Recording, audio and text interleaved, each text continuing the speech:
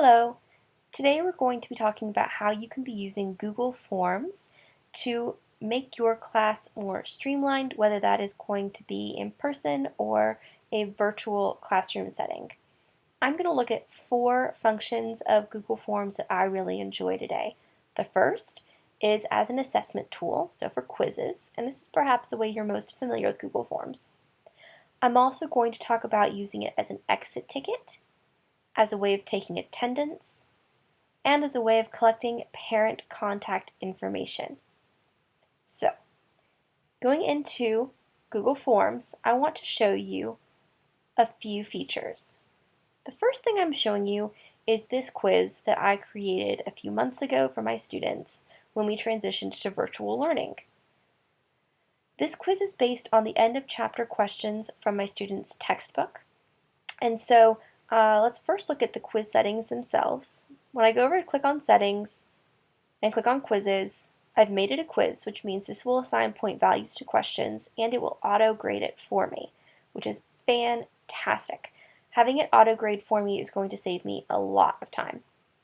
You can also, if your students are using Chromebooks, turn on the locked mode. Now my students are taking this from home without Chromebooks, so I wasn't able to use this feature.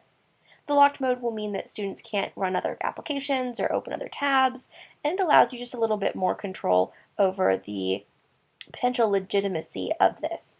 If I was having my students take a quiz or a test using Google Forms at school using Chromebooks, I would definitely use locked mode. If there's a timing element to your assessments, there are for mine, you can always use Timify as well, which is an additional app or add-on that you can include, but there's just a lot that you can add if you're using this as a test feature for yourself. There's a few different things that I've set up my quiz to do pretty intentionally. Because my students were taking this from home, not in my direct view, I decided not to release the grade until later manual review. I did not want students to be able to know when they walked out whether they got a 100 or a 90. I wanted them to do it the best that they could and then leave it all in the field and walk away. I didn't want someone being able to walk out saying, I know I got a 100, the computer said so, hey so-and-so, here were my answers. I did C, B, D, A, etc. I didn't want them to have the power to do that with their peers, so I wanted them all taking it blind and walking out not knowing what their score was.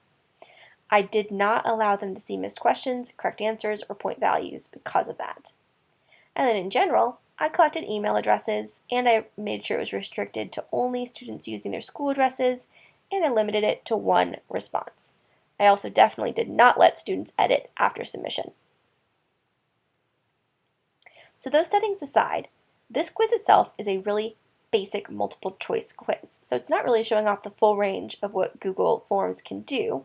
But here you can see a question, and then here you can see this embedded image. I'm going to show you how to do the embedded image with a brand new question. So if I were to type a question in here, you can see this little box crop up on the right side. If you click on this, it allows you to put an image in from your desktop, from Google Drive, from your photos, from Google Image Search, etc. So lots of different ways that you can, lots of different places that you can pull images from.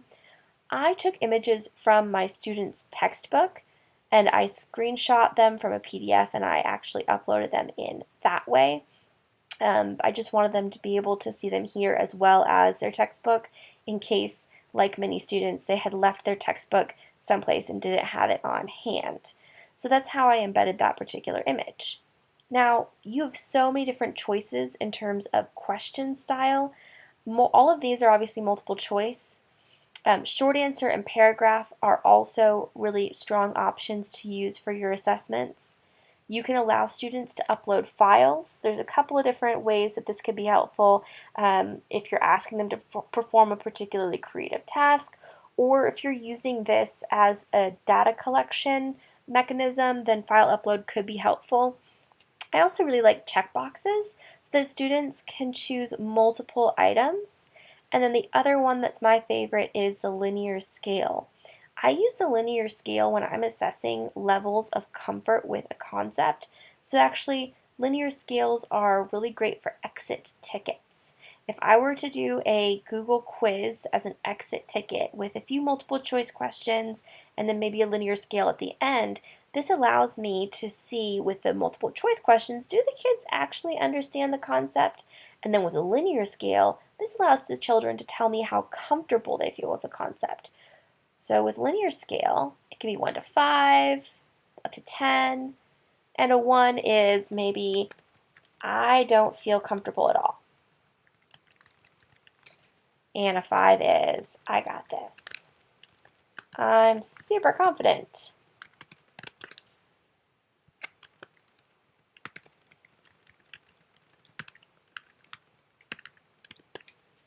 I'm going to make this required. And then when you look back at the question, it's been reformatted. It doesn't look like when you designed it. Now it has these little bubbles here. And students are able to tell you on this linear scale how they feel about this, this material. So, quiz, exit ticket, this is really, really handy. I'm going to delete this question just so this quiz stays useful for me later if I want to go back to it. And let's talk about answer key. So with the answer key, and you can see it right here, I've indicated that the correct answer is C. I've made it a required question as well, it's worth noting. And I've also indicated it's worth 1 point. If I click on answer key here, I can make it worth more if I want to, so that some questions have greater weight than others. In this instance, I chose to make each one worth 1 point. I didn't mess with anything. But in the process of establishing the answer key, choosing the point value, choosing the correct answer, one of the other options I have is add answer feedback. Now, this is if you want to be able to, when students are taking the quiz, indicate to them why an answer is wrong. If you want them to be able to go back, this is helpful, especially if you're trying to create maybe like an escape room or something, or you want people to be able to put the right code in. But answering feedback, you can indicate, if students get an incorrect answer, you can indicate something here like, hey, go back and try again. Or if they put a correct answer in, you can say like, hey, really well done. You can also include videos if you want to, or other links when you're doing feedback. I want to show you one other option with, I should go back up here. With a short answer question, these can also be graded by Google. So, let's see. What was the name of the first major world war? Obviously, it's a terrible question, but I'm going to leave it there anyway.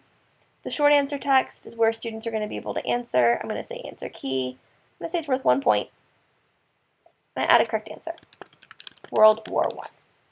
But I know that students are probably going to abbreviate, so I'm also going to include that WWI is also an acceptable answer. Right? I'm going to mark all other answers incorrect. And I can add answer feedback just like the other option. Now the other nice thing is you can go back in once you see student results. If a student just has like a typo, like maybe they wrote, this, you can see it and go, okay, that's a typo, that's dumb, but I see, 2 W's and a single I, and maybe their finger just slipped, and you know that there is at least only one I, so it's the First World War. Then you have the option as a teacher to go back in and give points. So you can manually respond to these. This is also really handy because you can make quizzes, a mix of questions where there are, the short answers like this can be graded by the computer for you. The multiple choice can be graded by the computer for you. But the, longer paragraph responses, those you can personally grade and give points and credit for. So it can be a combination of the computer grading it and you going in and grading it. So you have a lot of control over this process. Now, what do I do when people have already taken my quiz? All the responses are here. I want to talk about data analysis. Data analysis is something that we hear a lot about in school, but sometimes we don't really know what it means. And I think sometimes too we get overwhelmed by requests for data and it can start to feel really meaningless. Data for me means how can I be a better teacher? and how can I figure out which kids need a little more help? So the first thing is, how can I be a better teacher? On this particular quiz, it looks like most students did really well, and I'm pleased with that. The scores are listed down here individually, and then if I scroll past that, I can see each of my questions. Now, it looks like there aren't a whole lot of strong distractors on this particular assessment. Most students chose the right answer most of the time. The only question that had some strong distractors was this one. And particularly, Francisco Franco was a strong distractor for students. After staring at this question for a few minutes, and it's a question I did not write, it's from a textbook, the conclusion that I drew is that the reason that students probably chose this answer instead of this answer is that they knew that these were Spaniards, and so is this guy. So I understand why they chose that. What I decided to do with that understanding, well, I might choose to give half points, or I might choose to say, no, you don't get any half points, you should have analyzed differently. But it gives me the opportunity to consider that. If it's a question that I wrote, there are two questions that I ask myself when I look at this kind of data. The first question is, did they miss it because the question's written poorly by me? Did they miss it because I didn't teach it well enough, right? So if it's a question that's written poorly, when I am drawn to this question and look at the strength of the distractor, I might conclude that maybe I just didn't write this well enough, and I make a note to rewrite it. If I rewrote the question in a way that was just really appalling, I might choose to say, you know what, I'm going to give points back to people on this question. That's on me, that's my fault.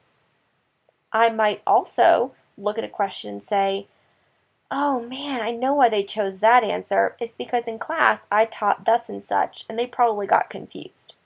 Of course, you could always ask kids, hey, what did you think about that question about Picasso and Rivera? How did you feel about that? And you can get responses from them.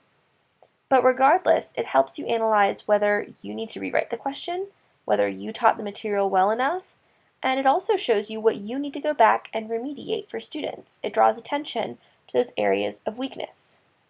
Now, what about the individual students? If I click on this, I can see the response in Sheets. And I've already got one keyed up here for me. I will note for you that this was the collection of student emails, but I have blacked that out for student privacy. One thing I really enjoy is the timestamp feature, and actually I'll show you it timestamped. And this is how it organizes things by default, is usually by timestamp.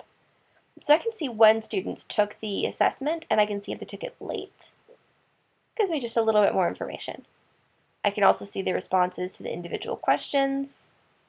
Their email is collected here. I could also ask for their class period, their name, things like that. Now it's organized by score here. Well, no, my apologies. It's organized by timestamp currently. The score is right here, but I want to organize it by score. So I'm going to click on this little arrow, and I'll show it to you one more time over here. That little arrow right here. I click on it, it gives me all kinds of options.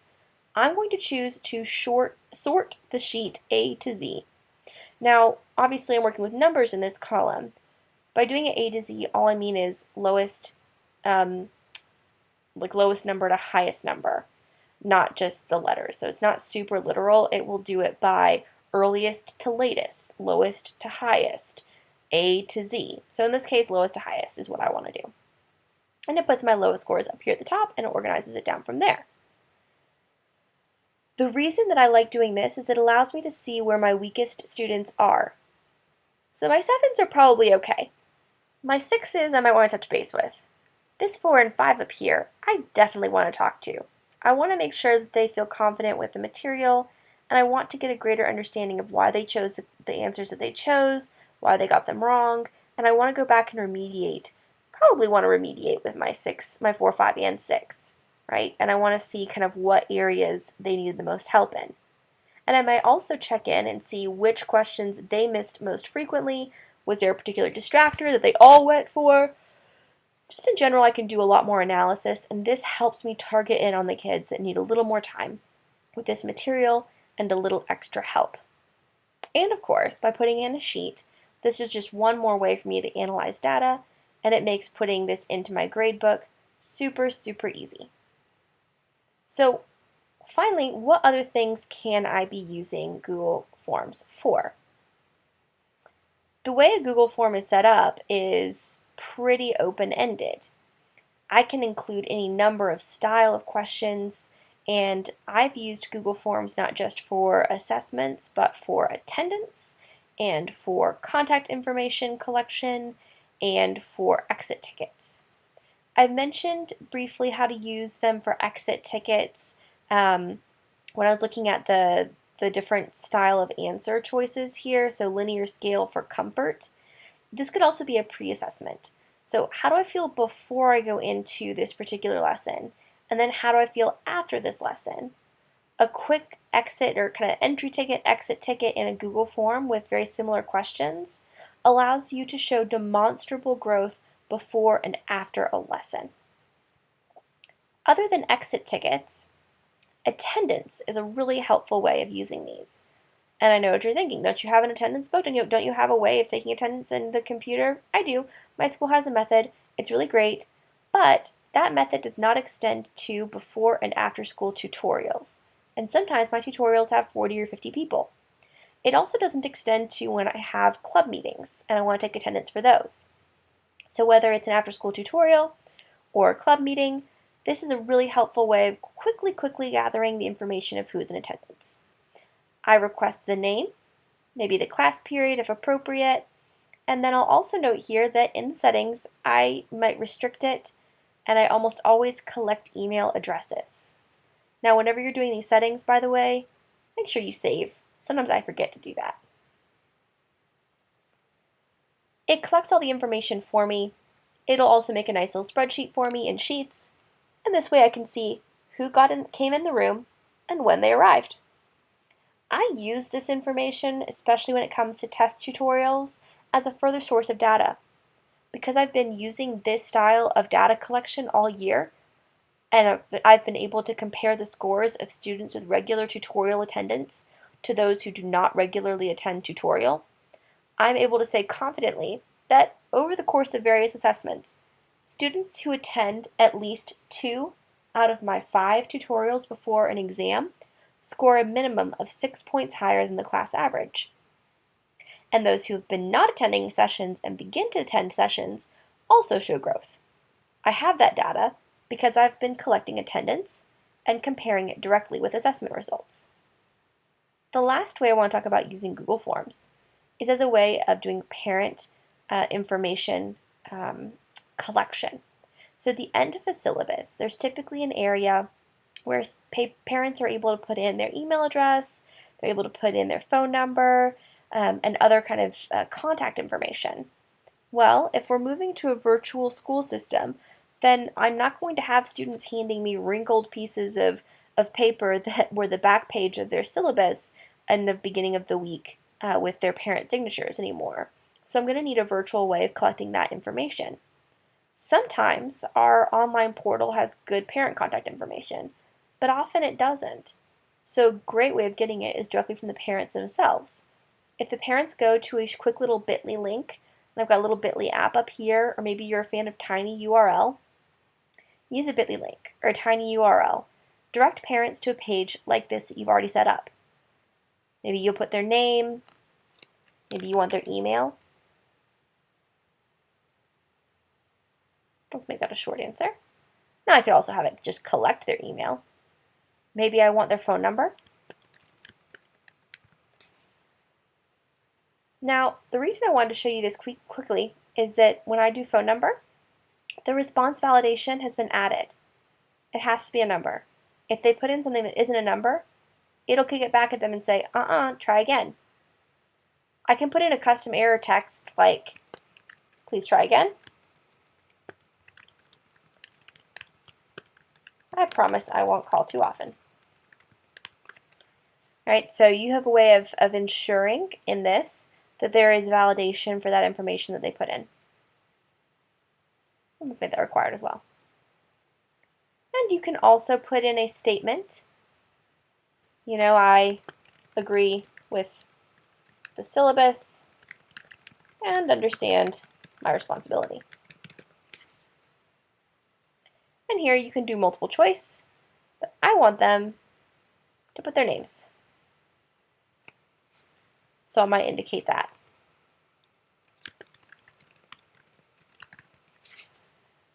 Now it's digital. It doesn't feel as real as a signature, but frankly, this is going to be populated into a spreadsheet for me. I'm not going to have to type those parent emails, those parent phone numbers into a spreadsheet. Google's going to do all that work for me while I sit back and relax. So, today you learned how to use Google Forms for quizzes, for exit tickets, for parent contact collection, and for attendance. And I still have barely scratched the surface. But I'm hoping that one of the ways that I've shown you how to use Google Forms today will be helpful for you as you streamline your life and as you streamline your classroom. Thanks so much.